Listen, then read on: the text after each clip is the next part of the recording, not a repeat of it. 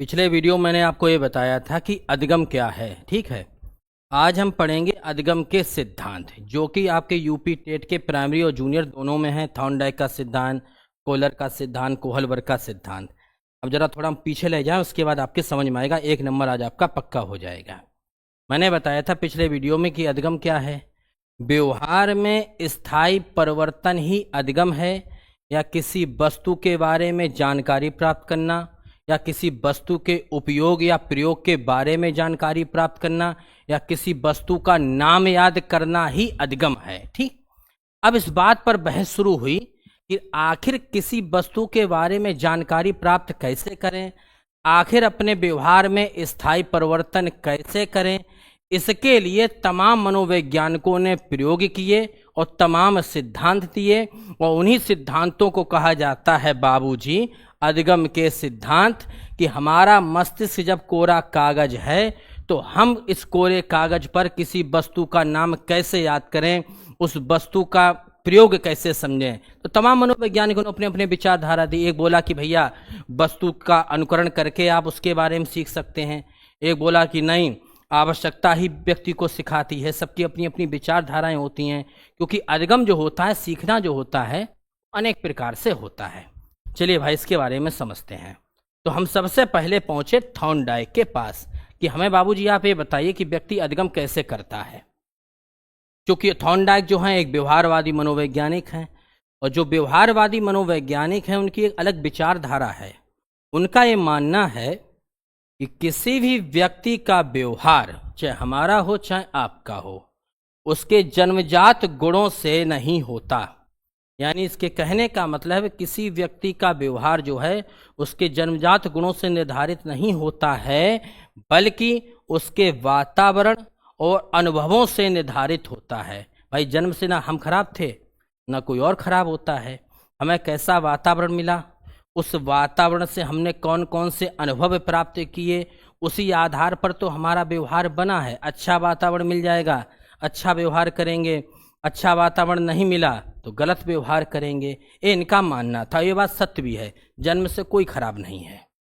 अब हम थॉर्नडाइक के पास पहुंचे। हमने बाबूजी आप बताओ कि सीखना क्या होता है, व्यक्ति कैसे सीखता है, जरा प्रयोग करके बताओ। तो थॉर्नडाइक ने अपने सिद्धांत का नाम दिया उद्दीपक अनुक्रिया सिद्धांत। थॉर्नडाइक ने कहा कि देखो बाबूजी, जो भी व्यक्ति संसार में सीखता है वो उद्दीपक अनुक्रिया सिद्धांत के द्वारा सीखता है।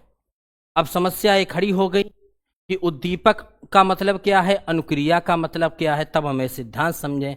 तो पहले इन शब्दों को समझो, फिर हम प्रयोग बताएं बिल्ली वाला।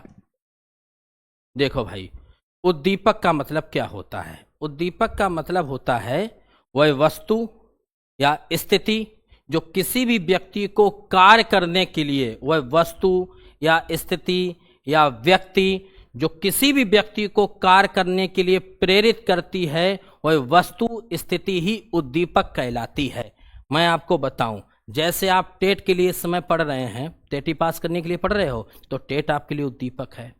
आपने अपने दुश्मन को देखा, मन में क्रोध जाग गया कि इसके 2-4 लात जूता कर दें, तो आपका दुश्मन आपके लिए उद्दीपक हो गया।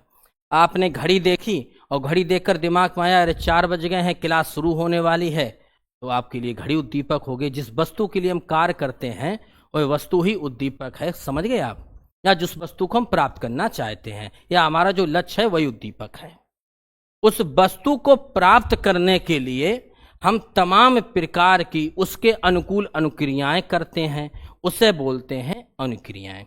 कोई भी वस्तु है या कोई भी लक्ष्य है, उसे प्राप्त करने के लिए उसी के अनुसार क्रिया करनी पड़ती है, उसे ही अनुक्रिया कहते हैं। जैसे टेट पास करने के लिए आपको मनोविज्ञान पढ़ना पड़ेगा, अनुक्रिया है। टेट पास करने के लिए आपको संस्कृत पढ़नी पड़ेगी, अनुक्रिया है। टेट पास करने के लिए आपको इंग्लिश पढ़ना पड़ेगा, अनुक्रिया है। अब यहाँ पर एक समझिए आगे बात। जैसे भोजन को खाना अनुक्रिया है, भोजन उद्दीपक है। पानी को पीना, पीना अनुक्रिया है, पानी उद्दीपक है। अब आगे समझो, एक शब्द आता है उद्दीपन। उद्दीपक अलग है, उद्दीपक हमारी वस्तु है और उद्दीपन अलग चीज है। देखो, जब हमने अपने दुश्मन को देखा या किसी वस्तु को देखा, तो दुश्मन वस्तु को देखने पर हमारे मन में जो भाव जागृत हुआ, हमारे मन में जो उत्तेजना जागृत होती है, उसे ही उद्दीपन कहते हैं। हमने अपने दुश्मन को देखा, दुश्मन हमारा उद्दीपक, मन में क्रोध जागृत हुआ, जो क्रोध भावना जागृत हुई वो हमारा उद्दीपन है, और क्रोध जागृत होने पर हमने उसके 4 जूते मार दिए, तो 4 जूते मारना अनुक्रिया है। आप ऐसे समझ लो। क्लियर है भाई? अब आगे सुनिए। लेकिन एक चीज समझिए, हमें जब उद्दीपक के लिए हम कार्य करते हैं तो जब तक हमारे उद्दीपक और हमारी अनुक्रिया में संबंध नहीं बनेगा तब तक हम सीख नहीं सकते हैं। कैसे, मैं बताऊं। इसी वजह से इनके सिद्धांत का नाम उद्दीपक अनुक्रिया सिद्धांत है। कहने का मतलब यह है, थॉर्नडाइक ये कहता है कि सीखने के लिए व्यक्ति को अपने उद्दीपक और अपनी अनुक्रिया के बीच में, अपने लक्ष्य और अपने अनुक्रिया यानी अपने कार्य के बीच में क्या बनाना पड़ेगा? संबंध बनाना पड़ेगा, बंध बनाना पड़ेगा, संयोजन बनाना पड़ेगा, या सही अनुक्रिया का चयन करना पड़ेगा, तभी व्यक्ति सीख सकता है। जब तक हम गलत अनुक्रियाएं करेंगे नहीं सीख पाएंगे। जैसे मैं आपको बताऊं, मैंने एक ताला खोलने के लिए, ताला जो है आपका उद्दीपक है क्योंकि इसको खोलना है, ठीक। हमने आपको 100 चाबियां दी, ठीक। ये 100 चाबियां जो हैं, ये 100 प्रयास हैं आपके, 100 अनुक्रियाएं हैं। आपने क्या करो बाबूजी, पहली चाबी लगाई। जब पहली चाबी लगाई ताला नहीं खुला, इसका मतलब है कि हमने अनुक्रिया तो की बाबू, लेकिन एक गलत अनुक्रिया कर दी। लेकिन कोई बात नहीं, गलत कर दी, खराब नहीं हुआ ना, हमारा समय बर्बाद हुआ। इससे जो हमें प्राप्त अनुभव हुआ हम आगे यूज करेंगे। कैसे करेंगे? उस चाबी को उठाकर हम अलग रख देंगे, और कोई व्यक्ति भी सामने होगा तो उससे कह देंगे बाबूजी इससे मत खोलना ताला, इस चाबी से ताला खुलता नहीं है, क्योंकि हम करके देख चुके हैं। अब हम बची हुई 99 चाबियों का यूज करेंगे। 99 में हमने दूसरी चाबी उठाई, दूसरे से ताला खोला। ताला खोलना, चाबी उठाना, ये हमारी क्या है? अनुक्रियाएं हैं, ये हमारे प्रयास हैं। लेकिन दूसरी चाबी से भी ताला नहीं खुला, ताला खुलेगा 100वीं चाबी से। तो हमने दूसरी चाबी से जब ताला खोला तो हमने जो अनुक्रिया की, जो प्रयास किया, जो गलती की, उसका हमने आगे यूज किया कि अब इन दोनों से नहीं खुलेगा, इन दोनों को हटाओ। धीरे धीरे हम प्रयास करते रहे, लास्ट में हमने 100वीं चाबी ढूंढ ली और उससे हमने ताला खोल लिया। तो मेरे कहने का मतलब है कि ताला क्या था? उद्दीपक था, और 100वीं चाबी लगाना हमारी क्या थी? अनुक्रिया थी। अनुक्रियाएं ये सबरी थी, पहली, दूसरी, तीसरी, चौथी, 5वीं चाबी लगे, सब अनुक्रियाएं थी। लेकिन सही अनुक्रिया कौन सी थी? 100वें नंबर की चाबी से ही ताला खुलेगा। और जब तक सही अनुक्रिया का चयन नहीं होगा तब तक आपको उद्दीपक की प्राप्ति नहीं होगी। कैसे? मैं आपको बताऊं, टेट में मनोविज्ञान कितने प्रश्न हैं? 30। और पढ़ कितने रहे हो? 1000। तो 1000 जो पढ़ रहे हैं हम, ये अनुक्रियाएं हैं, ये हमारे प्रयास हैं, ये हमारी गलतियां हैं। अब इसमें क्या होगा? 30 फंसेंगे, 970 प्राप्त होंगे हमें। 970 तो गलत हमने किए हैं। तो जो 970 हमने गलत याद किए हैं, लेकिन गलत याद नहीं किए, इनका भी यूज है। यूज ये है कि आने वाले समय में जब सुपर टेट का तैयारी करेंगे तो हम कह देंगे यार ये 970 मत पढ़ियो, ये कहीं फंसते हंसते नहीं है। और जामे जो हमने 30 सही पढ़े वो हमारे फंस गए, तो हमारी टेट पास हो गई। फिर एक एग्जाम्पल समझो। एक कंपनी में एक मशीन खराब हुई, उस मशीन में 100 बोल्ट लगे रहे, 100 बोल्ट या तार। तमाम मैकेनिक आए, उनने प्रयास करे और चले गए। लास्ट में एक मैकेनिक आया, वो बोला मालिक से कि साहब हम इसको ठीक कर देंगे। मालिक बोला ठीक करो। उसने क्या किया? पूरी मशीन देखी, और मशीन देखने के बाद एक हथौड़ा लिया और धीमे से खट से एक बोल्ट में मार दिया, जबकि 100 बोल्ट लगे हुए थे। मशीन ठीक हो गई। अब वो कर्मचारी बोला मैकेनिक कि भैया ऐसा करो 10,000 रुपया लाओ। मालिक बोला 10,000 रुपया एक हथौड़ा मारने के? बोले ना, एक हथौड़ा मारने के 10,000 रुपया नहीं है। हथौड़ा मारने का तो केवल 1 रुपया है, लेकिन हथौड़ा किस बोल्ट में मारना है उसके 9,999 रुपया है। क्योंकि उसे मालूम है कि इस मशीन को ठीक करने के लिए हमें कौन सी अनुक्रिया, सही अनुक्रिया करनी पड़ेगी। सही अनुक्रिया का मतलब है किस बोल्ट पर हथौड़ा मारना है। टेट पास करने के लिए हमें कौन सी किताब पढ़नी पड़ेगी, कौन सा क्वेश्चन पढ़ना पड़ेगा, वही तो हमारी सही अनुक्रिया है। जिस दिन तुम सही अनुक्रिया कर लोगे उसी दिन गेम हो जाएगा। अब आगे फायदा क्या होता है? जो हम प्रयास करते हैं उनसे जो त्रुटियां होती हैं, उनसे जो हमें अनुभव प्राप्त होता है, उसका भविष्य हम यूज करते हैं। क्योंकि अनुभव जब हमें प्राप्त होते हैं तो हमारी गलतियों की संख्या बाबूजी दिनों दिन कम होती है। ये आगे यूज होता है कि नहीं? आप एक रोड पे जा रहे हैं, और एक रोड पे आपको मालूम 50 गड्ढे हैं और आपका एक्सीडेंट हो गया, तो अपने बच्चे से क्या कहोगे कि लला बाजा रोड पे जाइयो तो धीमे से जाना, क्योंकि एक्सीडेंट होने की संभावना है, क्योंकि आपको उससे प्राप्त अनुभव है। अब उस अनुभव का गलत यूज तो नहीं हुआ, सही यूज हुआ। इसी प्रकार से थॉर्नडाइक कहता है किसी उद्दीपक के लिए, लक्ष्य के लिए जब हम सही अनुक्रिया का चयन कर लेते हैं, जिस दिन सही अनुक्रिया का चयन कर लेते हैं उसी दिन हम सीख जाते हैं। और यानी उद्दीपक अनुक्रिया का जिस दिन सही संबंध बन जाता है या बंध बन जाता है या संयोजन बन जाता है या सही अनुक्रिया का चयन हो जाता है, उसी दिन हम सीख जाते हैं। और सही अनुक्रिया का चयन करने के लिए हमें तमाम प्रयास करने पड़ेंगे। प्रयास करने के बाद इनमें जो गलतियां होगी उन गलतियों का अनुभव हमें आगे यूज करना पड़ेगा। ठीक, इसी वजह से इनके सिद्धांत का नाम ए है।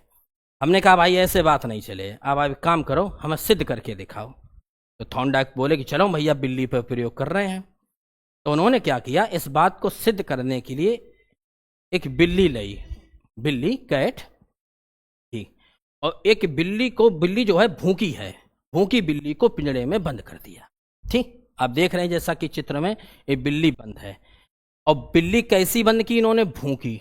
अब आपके दिमाग में पहला प्रश्न आएगा कि बिल्ली को भूखा बंद क्यों किया गया, यहीं से क्वेश्चन शुरू हो जाता है। थॉर्नडाइक का कहना था कि सीखने के लिए, सिखाने के लिए प्रेरणा का होना बहुत आवश्यक है। यदि बिल्ली भूखी नहीं होगी तो प्रयास नहीं करेंगे। जो टेट पास हैं वो प्रयास नहीं कर रहे हैं, जो टेट पास नहीं है वही तो प्रयास कर रहे हैं। जब पैसा नहीं होगा तभी तो काम करेंगे, जब पैसा है तो काहे काम करेंगे। इसका मतलब है सीखने सिखाने के लिए प्रेरणा का होना बहुत आवश्यक है, आवश्यकता का होना बहुत आवश्यक है। भाई जब कमी नहीं हो तो क्यों प्रयास करें। ठीक, दूसरा, बिल्ली के सामने रख दिया ये भोजन आपको दिख रहा हो, भोजन में मछली रख दी, मान लो रोटी रख दी। ये मछली जो है उसके लिए क्या है, उद्दीपक है। मछली की जो गंध उसके नाक में जा रही है, सामने दिख रही है, वो भी उद्दीपक है। क्यों, जब ये मछली उद्दीपक है, मछली की जो गंध है वो भी उद्दीपक है। अब सामने इस वजह से रखी है कि जब हमें दिखाई पड़ेगा उद्दीपक तभी तो हम काम करेंगे। इसलिए इससे भी एक बात निकल कर आती है कि व्यक्ति के सामने लक्ष्य का होना बहुत जरूरी है। ठीक है, जैसे आप जब तक टेट का विज्ञापन नहीं आया किसी ने पढ़ना शुरू किया, नहीं किया। आज जब टेट का विज्ञापन दिखाई पड़ रहा है, उद्दीपक दिखाई पड़ रहा है, तभी तुम एक्टिव हो।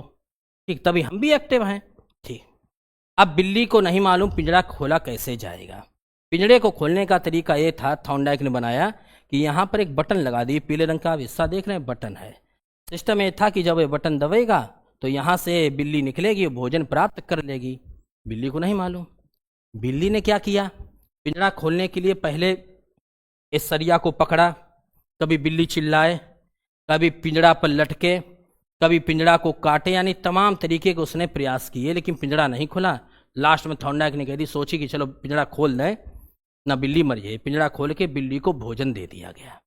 अब उसको जब भोजन प्राप्त हुआ तो उसको संतुष्टि प्राप्त हुई, लेकिन बिल्ली पिंजड़ा खोलना नहीं सीख पाई। अगले दिन बाबू ने क्या किया कि बिल्ली को पिंजड़ा में फिर बंद कर दिया।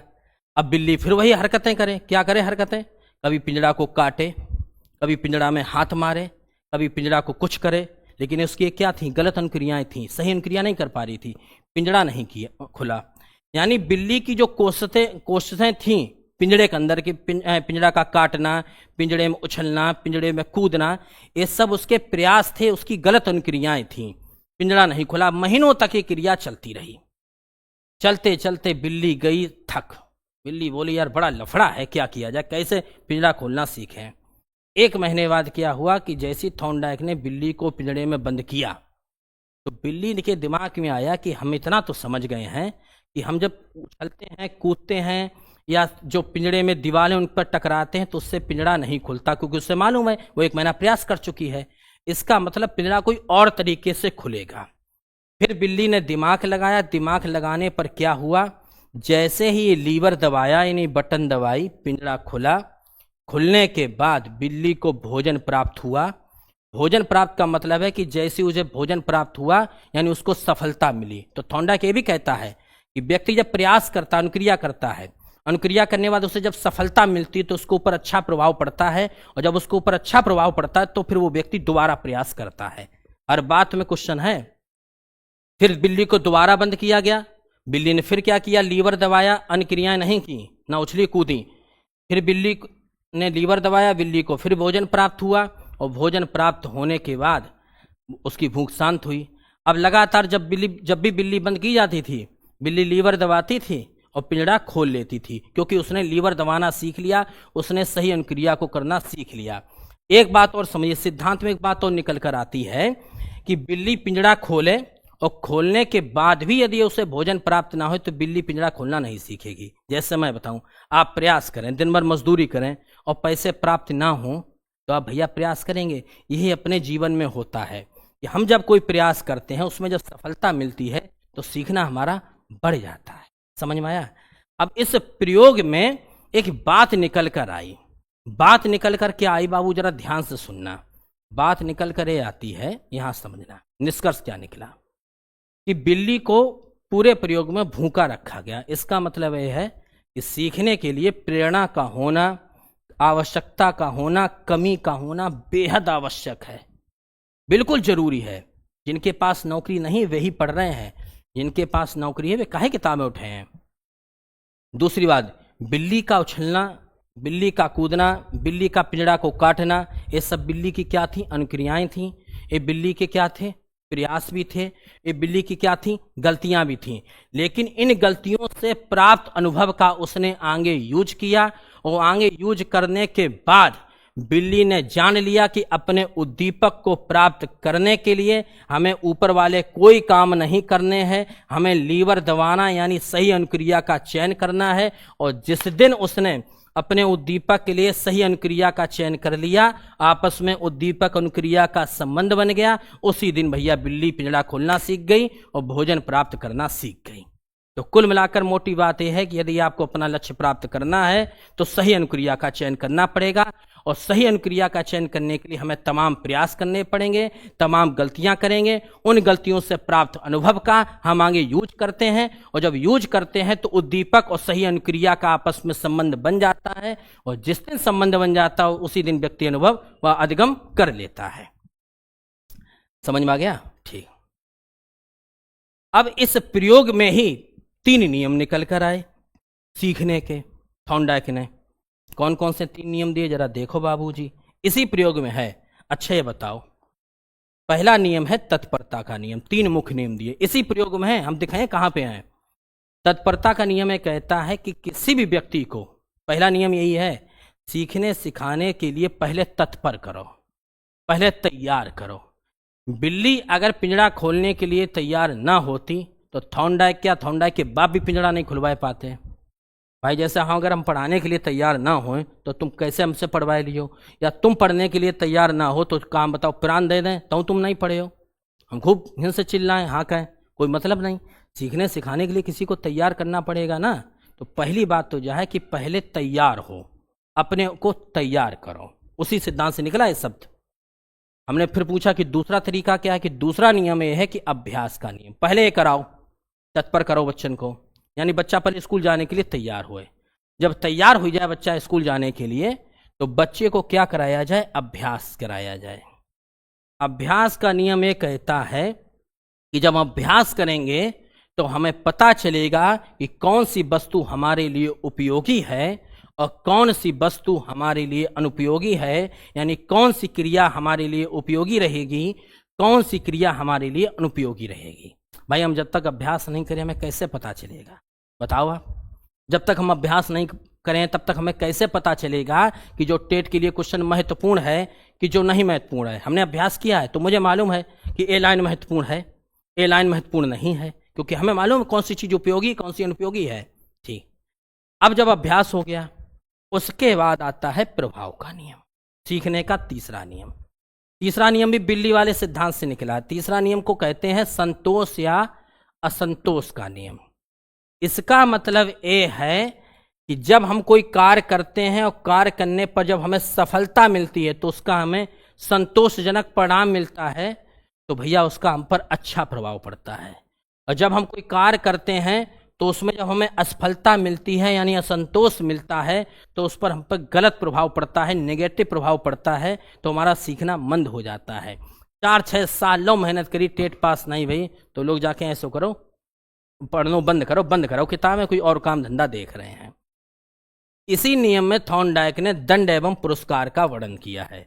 थॉर्नडाइक ये कहते हैं कि दंड का व्यक्ति पर नेगेटिव प्रभाव और पुरस्कार का व्यक्ति पर पॉजिटिव प्रभाव पड़ता है। ये क्वेश्चन पूछा जा चुका है। थॉर्नडाइक ने सीखने के किस नियम में दंड एवं पुरस्कार को महत्व दिया है? तो तीसरे नियम में। बच्चा को मारे तो गलत प्रभाव पड़े है, ठीक, और बच्चा को पुरस्कार दियो तो सकारात्मक प्रभाव पड़े है। तो 3 नियम हो गए मुख्य। फिर समझ लो। तत्परता का नियम, सीखने के लिए बच्चे को पहले तैयार करो, पहले स्कूल लाओ, स्कूल लाने के बाद बच्चे को अभ्यास कराओ। जब अभ्यास करे तो उसे पता चले कौन सी चीज़ उपयोगी है, कौन सी चीज़ उपयोगी नहीं है।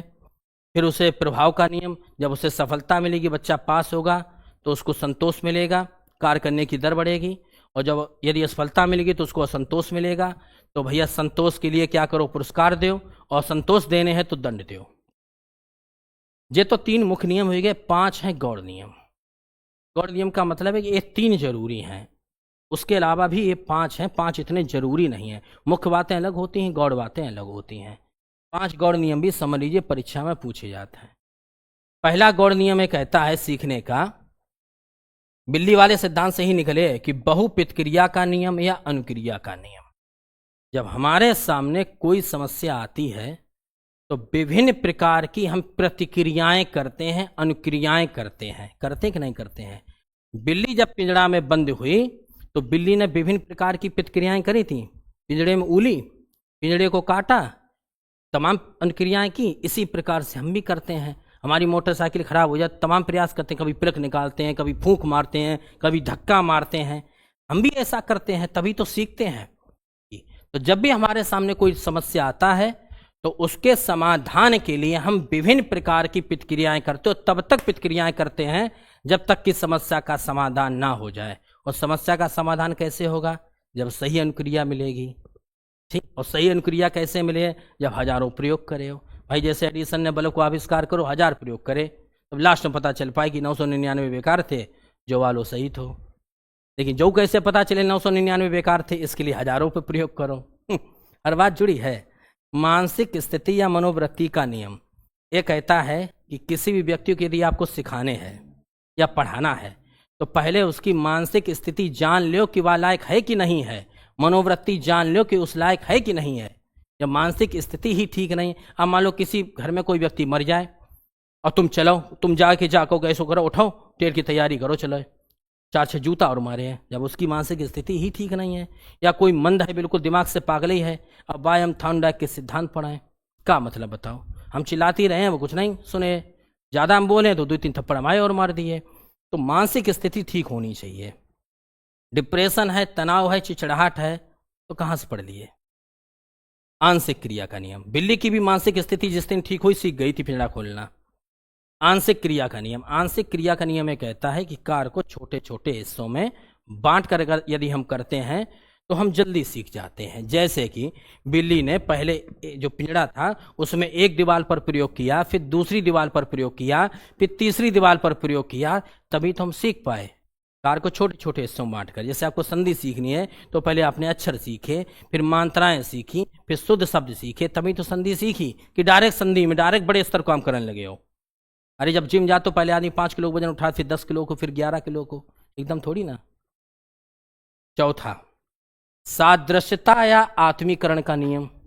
सादृश्यता या आत्मीकरण का नियम ये कहता है कल्पना करना कि जब आपके सामने कोई वैसी ही समस्या आती है, समान समस्या आती है जो पीछे आ चुकी है, तो आप उसके समाधान के लिए पहले पूर्व अनुक्रिया का या प्रतिक्रिया का यूज करते हैं, या पूर्व ज्ञान का प्रयोग करते हैं, या पूर्व अनुभव का प्रयोग करते हैं। कैसे? जब आप 10 साल के थे, आपको बुखार आया तो आपने पैरासीटामोल खाई, अक्सर दे दिया जाता, चलो जा खा लो, ठीक हुई है।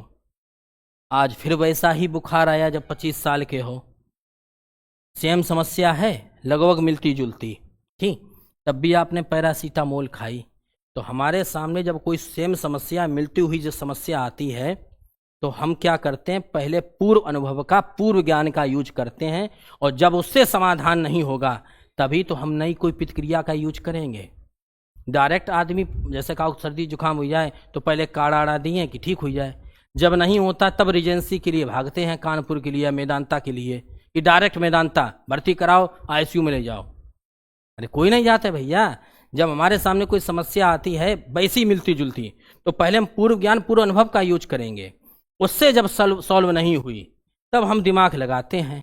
लेकिन हाँ, पूर्व ज्ञान पूर्व अनुभव का यूज कब करते हैं? वैसे ही जब समस्या भी मिलती जुलती हो। अब जाने कि बुखार आओ तब भी पैरासीटामोल खाओ, अटैक पड़ो तो तुम जा कह रहे हो नहीं पैरासीटामोल दो, पैरासीटामोल नहीं दीजिए, क्योंकि बात समस्या अलग है, जा समस्या अलग है। समस्या दोनों मिलती जुलती हो। भाई गणित का एक सवाल लग गया a+b के होल स्क्वायर से, और वैसा ही कोई दूसरा सवाल है तो उसको भी हल कर लेंगे। अब कोई 3 घात वाला सवाल है तो वो उससे हल नहीं होगा, क्योंकि वो समस्या अलग है, समस्या अलग है। इसी तरीका से जीवन में हम भी ऐसे करते हैं, इसी प्रकार से सीखते हैं। इसको बोलते हैं सादृश्यता का नियम या समानता का नियम। साहचर्य का नियम क्या कहता है?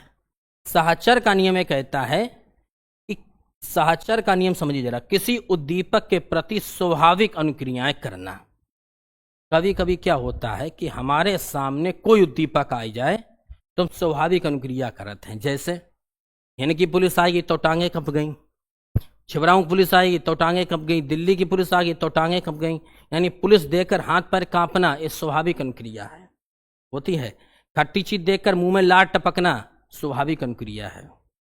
कार्ड देखकर न्योता का आना कि अरे आज तुझ कार्ड आएगो, हम 4 बजे से भूखे रहे हैं, स्वाभाविक अनुक्रिया है।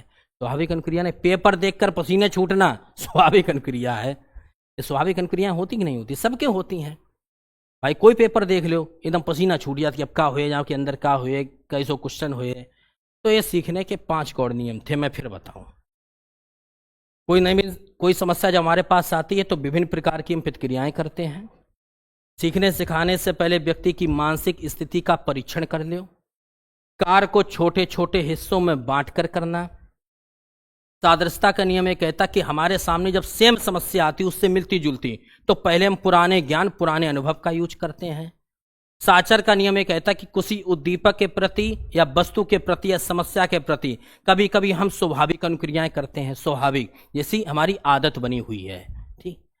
थॉर्नडाइक ने किस पर प्रयोग किया था बाबू? बिल्ली पर प्रयोग किया था। बिल्ली करो तो बिल्ली मौसी। इसी वजह से थॉर्नडाइक को पशु मनोविज्ञान का जनक भी कहा जाता है, क्योंकि सबसे पहले पशुओं पर इन्होंने ही प्रयोग किया। ठीक। और पशु को अंग्रेजी में क्या बोलते हैं? एनिमल। फिर बिल्ली को इन्होंने सिखा दिया। इस सिखाने को बोलते हैं इंटेलिजेंस, यानी बिल्ली हुई बुद्धिमान। तो अगर तुमसे क्या पूछा है पशु मनोविज्ञान का जनक तो थॉर्नडाइक। और पशु को अंग्रेजी में क्या बोलते? एनिमल। बाद में इन्होंने अपने एनिमल को कर दिया था इंटेलिजेंस। तो एनिमल इंटेलिजेंस पुस्तक किसने लिखी? थॉर्नडाइक ने लिखी। या आपसे पूछा जाए शिक्षा मनोविज्ञान के जनक हैं, तो शिक्षा मनोविज्ञान का जनक कौन है? तो थॉर्नडाइक है। अब भाई अगर थॉर्नडाइक शिक्षा मनोविज्ञान के जनक हैं, यदि तुम्हारे सामने आ जाए तो तुम क्या कहे थॉर्नडाइक से? सर नमस्ते। इसी वजह से इनके सिद्धांत को एसआर सिद्धांत भी कहते हैं। एसआर अंग्रेजी में नाम है। एस का मतलब होता है स्टूमल्स, स्टूमस का मतलब उद्दीपक, और आर का मतलब होता है रेजोनेंस, रेजोनेंस का मतलब होता है अनुक्रिया। तो आप याद ऐसे कर लियो कि थॉर्नडाइक हमारे सर हैं, इसलिए सिद्धांत का नाम एसआर सिद्धांत। तो मेरी बात आपके समझ में आ गई होगा। लास्ट बार मैं फिर बता रहा हूं कि आपका जो भी उद्दीपक है उस उद्दीपक के लिए जब तक सही अनुक्रिया का चयन नहीं होगा, और जिस दिन सही अनुक्रिया का चयन हो गया, आपस में संबंध बन गया, तो व्यक्ति अधिगम करता है इस प्रकार से। ठीक है भैया, नेक्स्ट वीडियो में फिर मिलते हैं।